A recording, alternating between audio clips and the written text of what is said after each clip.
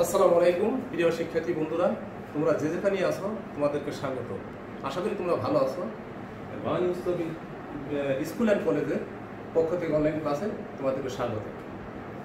আজ আমি সালাম তোমাদেরকে যে বিষয়টি নিয়ে আলোচনা করব সেই বিষয়টির নাম হলো বিষয় পদার্থ বিজ্ঞান শ্রেণী দশম। আলোচ্য বিষয় একাদশ অধ্যায় চলতরিৎ। এই অধ্যায়ের পাঠ শেষে আর যতটুকু যাবে বিদ্যুৎ, চলবিদ্যুৎ, তড়িৎ প্রবাহ, তড়িৎ বর্তনী, পরিবাহী, অপরিবাহী, অর্ধপরিবাহী, রোধ, তুল্য রোধ। 2. পুনঃপরিবাহী রোধ কি কি বিষয়ের উপর নির্ভর করে? রোধের শ্রেণী ও সমান্তরাল সমতুল্য এবং বাসাবাড়িতে সমান্তরাল বর্তনী ব্যবহারের কারণ। প্রিয় শিক্ষার্থী বন্ধুরা, এই বিষয়গুলি আলোচনার পূর্বে আসো আমরা যে সকল বিষয়গুলো আমাদের খুব ভালোভাবে জানতে হবে সেই বিষয়গুলো আমরা জেনে নিই। প্রথমে আমাদের যেহেতু আজকের যে বিষয়টি সেটা হচ্ছে চলবিদ্যুৎ, তাহলে আমাদের অবশ্যই জানা দরকার আসলে বিদ্যুৎ কি। শিক্ষার্থী বন্ধুগণ, আমরা জানি যে বিদ্যুৎ এক প্রকার শক্তি যা আমাদের জীবনযাত্রার মানকে অনেক উন্নত করে দিয়েছে। আমাদের অনেক আরাম আয়েশ এই বিদ্যুতের কারণে কিন্তু আমরা পেয়ে থাকি। বিদ্যুৎ এবার আসো, এই বিদ্যুৎ আমরা দুই ধরনের দেখেছি, আমরা বই পড়েছি যে স্থির বিদ্যুৎ এবং চলবিদ্যুৎ। স্থির বিদ্যুৎ হলো যে বিদ্যুৎ যেখানে উৎপন্ন হয় সেখানে স্থির থাকে বলে তাকে স্থির বিদ্যুৎ বলে। আর চলবিদ্যুৎ, চলবিদ্যুৎ এটা চলমান, এটা চলমান থাকে। চলবিদ্যুৎ চলমান থাকে, সেটা সেই জন্য সেটা চলবিদ্যুৎ। এরপরে আসো আমরা জেনে নেব যে পরিবাহী। প্রিয় শিক্ষার্থী বন্ধুগণ, পরিবাহী কি এই বিষয়টি আমাদের অবশ্যই ভালোভাবে জানতে হবে। আমরা জানি যে যে সকল পদার্থের মধ্য দিয়ে বিদ্যুৎ সহজেই চলাচল করতে পারে তাকে বলা হয় পরিবাহী। তোমরা অবশ্যই জানো যে সকল পদার্থের মধ্য দিয়ে কিন্তু বিদ্যুৎ চলাচল করতে পারে না। যে সকল পদার্থের মধ্য দিয়ে বিদ্যুৎ চলাচল করে সেটা হলো পরিবাহী। এরপরে আসো অপরিবাহী। অপরিবাহী কথাটি তাহলে পরিবাহীর বিপরীত কথাটা হবে যে সকল পদার্থের মধ্য দিয়ে বিদ্যুৎ চলাচল করতে পারে না সেটা হলো অপরিবাহী। আবার শোনো শিক্ষার্থী বন্ধুগণ, যে সকল পদার্থের মধ্য দিয়ে বিদ্যুৎ চলাচল করতে পারে না সেটা হলো অপরিবাহী। এবার আসো, আমাদের এখানে আমরা দেখতে পাচ্ছি যে অর্ধপরিবাহী। আসলে অর্ধপরিবাহীটা কি? প্রিয় শিক্ষার্থী বন্ধুগণ, এমন কিছু পদার্থ আছে যারা পরিবাহী এবং অপরিবাহী এই উভয়ের বৈশিষ্ট্য তাদের মধ্যে বিদ্যমান, অর্থাৎ উভয় ধর্মেই তারা প্রদর্শন করে। তাহলে তাদেরকে আমরা বলবো যে অর্ধপরিবাহী, বা ইংরেজিতে যদি আমি বলতে চাই তাহলে সেটা সেমি কন্ডাক্টর। তাহলে শিক্ষার্থী বন্ধুগণ, আমরা জেনে নিলাম আসলে পরিবাহী, অপরিবাহী, অর্ধপরিবাহী। এখন প্রশ্ন হইল যে তোমাদেরকে যদি আমি কোশ্চেন করি যে অপরিবাহী পদার্থের মধ্য দিয়ে কেন বিদ্যুৎ যেতে পারে না, তাহলে সেক্ষেত্রে তোমাদেরকে অবশ্যই জানতে হবে যে আমরা দেখেছি যে তামার তৈরি একটি তার দিয়ে বিদ্যুৎ প্রবাহিত হতে পারে, কিন্তু কোনো একটা রাবার অথবা কাঠ এর ভিতর দিয়ে কিন্তু বিদ্যুৎ প্রবাহিত হতে পারে না। এর কারণ কি? আসলে এর কারণটা হলো শিক্ষার্থী বন্ধুগণ যে ওই সকল পদার্থের মধ্যে দিয়ে বিদ্যুৎ প্রবাহিত হবে যার মধ্যে ফ্রি ইলেকট্রন আছে। সকল পদার্থের মধ্যে কিন্তু ইলেকট্রন আছে, কিন্তু কারো কারো মধ্যে আছে ফ্রি ইলেকট্রন আর কারো কারোর মধ্যে আছে আবদ্ধ ইলেকট্রন। ফ্রি হলেই তো সে চলাচল করতে পারবে, ফ্রি ইলেকট্রন। তা ফ্রি ইলেকট্রন যে সকল পদার্থের মধ্য দিয়ে আছে তারাই পরিবাহী এবং তাদের মধ্য দিয়ে কিন্তু বিদ্যুৎ চলাচল করতে পারবে। এবার আসো, আমাদের গেল পরিবাহী, অপরিবাহী, অর্ধপরিবাহী। এবার আমাদের তড়িৎ প্রবাহ। তাহলে তড়িৎ প্রবাহ কি আমরা জেনে নেই। কোন পরিবাহী যে কোনো প্রস্থচ্ছেদের মধ্য দিয়ে একক সময়ে যে পরিমাণ বিদ্যুৎ প্রবাহিত হয়। আবার শোনো, কোন একটা পরিবাহী যে কোনো প্রস্থচ্ছেদের মধ্য দিয়ে একক সময়ে যে পরিমাণ বিদ্যুৎ প্রবাহিত হয় সেটা হলো তড়িৎ প্রবাহ। যেমন তোমরা একটু লক্ষ্য করো, আমি ধরে নিলাম যে কোনো পরিবাহীর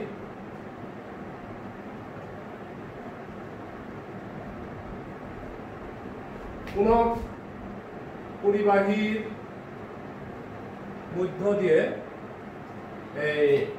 টি সেকেন্ডে প্রবাহিত তড়িৎ কিউ, তাহলে সুতরাং একক সময়ে প্রবাহিত তড়িৎ কি হবে? উপরে কিউ, নিচে টি। তাহলে আমরা জেনে নিলাম যে একক সময়ে কোন একটা পরিবাহীর যে কোনো প্রস্থচ্ছেদ হতে পারে, সে প্রস্থচ্ছেদ তারটা অনেক মোটা হতে পারে, চিকন হতে পারে, কিন্তু একক সময়ে এর মধ্য দিয়ে যে পরিমাণ বিদ্যুৎ প্রবাহিত হবে সেটাই হলো তার তড়িৎ প্রবাহ।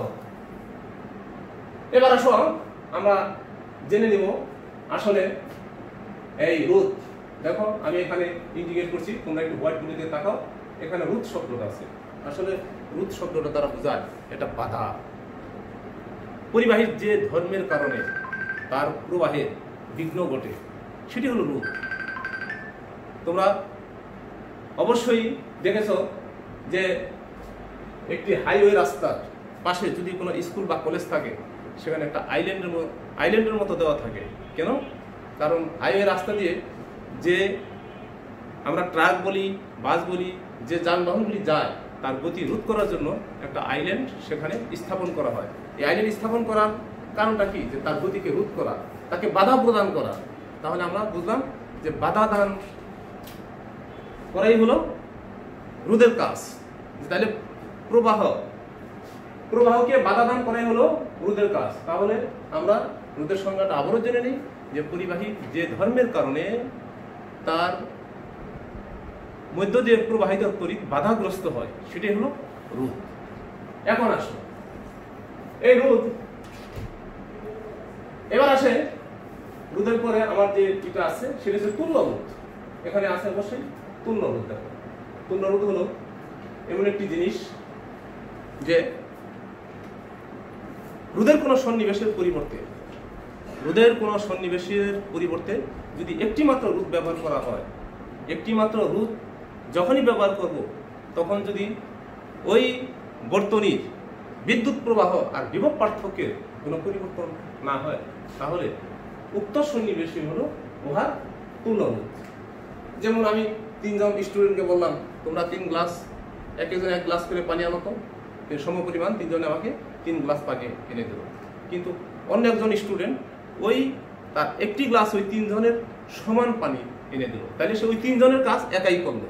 তাহলে তুল্য রোধ ঠিক তাই।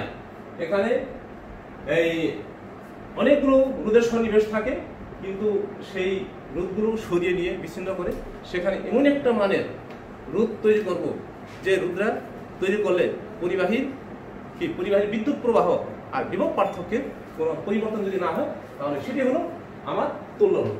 এবার আসো শিক্ষার্থী বন্ধুগণ, কোন পরিবাহীর রোধ কি কি বিষয়ের উপর নির্ভর করে একটু জেনে নিবা। কোন পরিবাহীর রোধ কি কি বিষয়ের উপর নির্ভর করে? ইতিমধ্যে কিন্তু তোমাকে আমি বলে দিয়েছি যে রোধ মানে হচ্ছে বাধা বা তড়িৎ প্রবাহে চলার পথে বাধা দান করাই হলো রোধ। এই রোধ মূলত 4টি বিষয়ের উপর নির্ভর করে। সেই 4টি বিষয় কি কি? 4টি বিষয় হলো পরিবাহীর দৈর্ঘ্য, পরিবাহীর প্রস্থচ্ছেদের ক্ষেত্রফল, পরিবাহীর উপাদান, পরিবাহীর তাপমাত্রা। এই 4টি বিষয়ের উপর কোন একটা পরিবাহীর রোধ নির্ভর করে। কয়টি বিষয়ের উপর? আবার শোনো, পরিবাহীর রোধ 4টি বিষয়ের উপর নির্ভর করে। সেই 4টি বিষয় কি কি? পরিবাহীর দৈর্ঘ্য, পরিবাহীর প্রস্থচ্ছেদের ক্ষেত্রফল। এখন প্রস্থচ্ছেদের ক্ষেত্রফল বলতে আমরা কি বুঝি? ক্রস সেকশন যেটা, এটা যেটা পরিবাহী তার হয়, তারটা যদি চিকুন হয় তাহলে প্রস্থচ্ছেদের এই যে ক্ষেত্রফল, এটা প্রস্থচ্ছেদের ক্ষেত্রফলটা কম হবে। তারটা যদি মোটা হয় তাহলে প্রস্থচ্ছেদের ক্ষেত্রফলটা বেশি হবে। তাহলে পরিবাহীর রোধ যখনই এই প্রস্থচ্ছেদের ক্ষেত্রফলের উপর নির্ভর করে এটা তোমাকে অবশ্যই বুঝতে হবে। এবং এই প্রস্থচ্ছেদের ক্ষেত্রফলের কারণে কিন্তু রোধ কম বেশি হবে। শিক্ষার্থী বন্ধুগণ, তোমরা অনেকেই কিন্তু হাইওয়ে রাস্তায় মোটরসাইকেল চালিয়ে থাকো। তুমি যখন বড় একটা রাস্তা দিয়ে মোটরসাইকেল চালিয়ে যাবা তখন কি তোমার বেশি বাধাগ্রস্ত হবে না কম বাধাগ্রস্ত? তোমার স্পিড কি তখন কমে যাবে না বেড়ে যাবে? অবশ্যই তোমরা বলবা যে স্যার, আমাদের হাইওয়ে রাস্তায় যখন আমরা মোটরসাইকেল চালাবো, বিশাল বড় রাস্তা, তাহলে সেক্ষেত্রে আমাদের কোনো বাধা থাকবে না।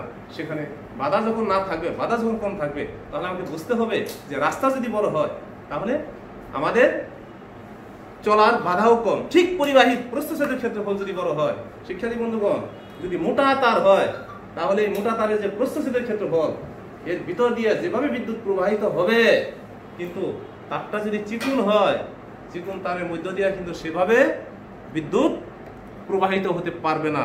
তাহলে আমরা বুঝলাম যে পরিবাহীর রোধ তার প্রস্থচ্ছেদের ক্ষেত্রফলের উপর নির্ভর করে। এবার আসো যে পরিবাহী রোধ তার দৈর্ঘ্যের উপর নির্ভর করবে। দৈর্ঘ্য যত বেশি হবে তাহলে পরিবাহী রোধও তার বেশি হবে। কারণ কোনো একটা তারের দৈর্ঘ্য যদি 50 সেন্টিমিটার আমরা ধরে নিলাম এবং তার রোধ যদি হয় 10 ওহম, তাহলে 100 সেন্টিমিটার তারের রোধ কি হবে? তাহলে 20 ওহম হবে। তাহলে এতে বোঝা গেল যে রোধ তো আছেই, কিন্তু সম পরিমাণ সুষম তারের যে রোধ, অবশ্যই দৈর্ঘ্য যত বড় হবে তার রোধও তত বেশি হবে।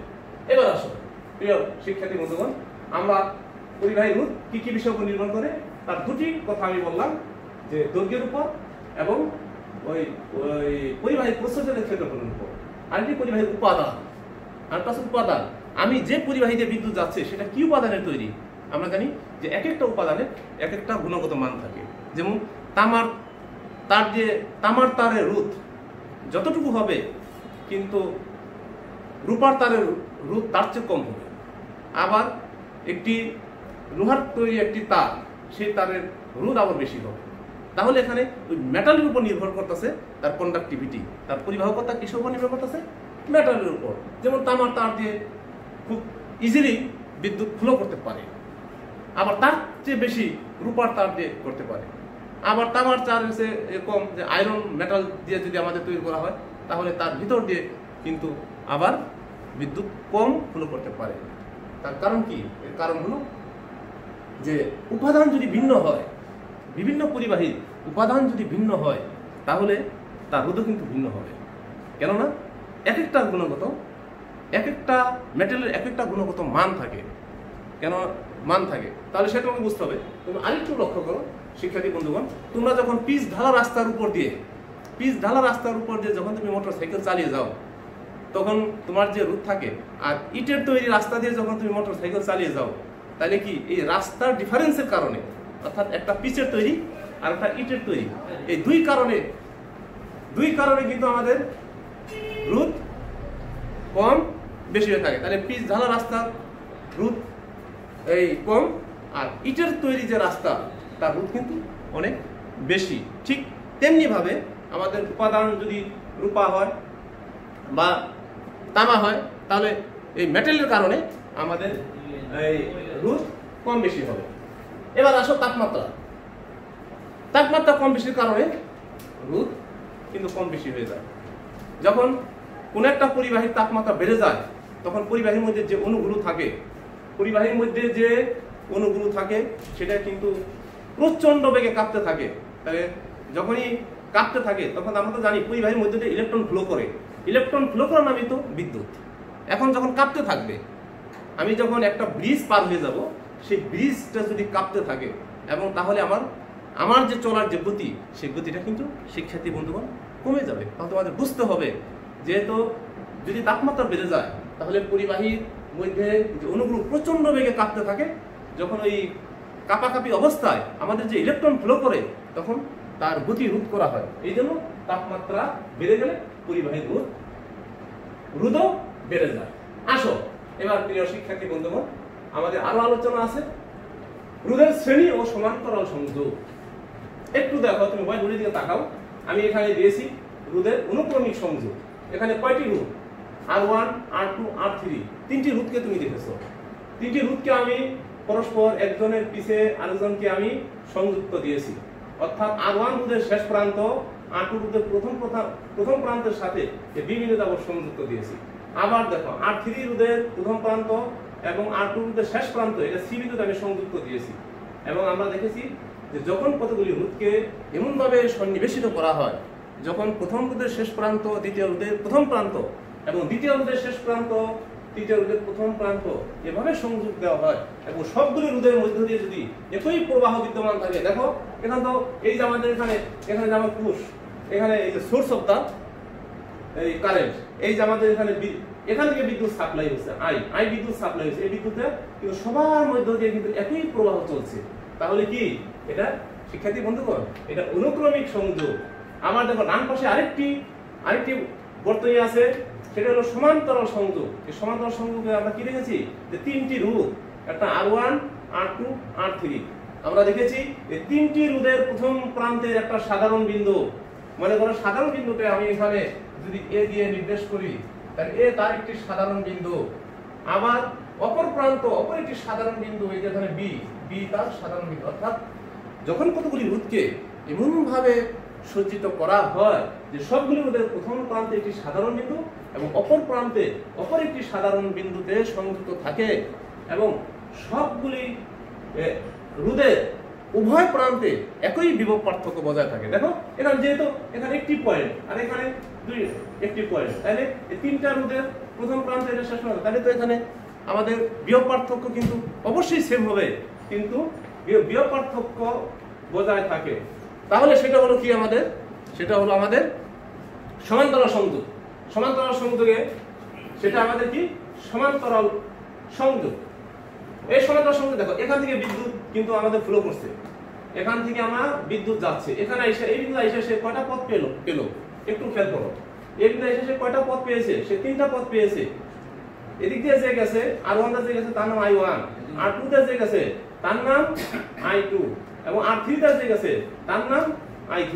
তাহলে কিন্তু আমরা কি দেখলাম যে আমরা দেখলাম যে ভোল্টেজের পার্থক্য সেম, কিন্তু ভিন্ন ভিন্ন তড়িৎ প্রবাহ এর ভিতর দিয়ে প্রবাহিত হচ্ছে।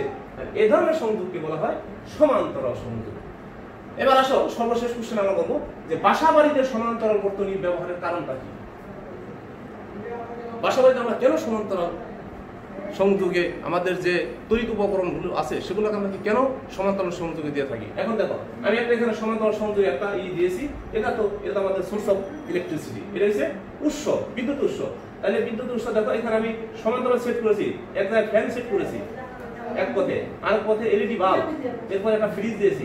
কিন্তু আমি তো এখান থেকে বিদ্যুৎ এখানে আমি কানেকশন দিয়ে দিলাম, এখানে এসে আমরা বিদ্যুৎ জানি এই পথ দিয়েই যায় আবার সেই এইভাবে আসবে। এখন সমান্তরাল এই জন্য আমরা দিয়ে থাকি যে এখানে সমান্তরাল দেওয়ার উদ্দেশ্য হলো যে কোনো একটি কানেকশন যদি ডিসকানেক্টেড হয়ে যায়, যেমন মনে করো এখানে ফ্যানের এখানে ডিসকানেক্টেড হয়ে গেল, তাহলে শুধু ফ্যানটাই বন্ধ হয়ে যাবে, কিন্তু বাকি দুটো পথ কিন্তু তার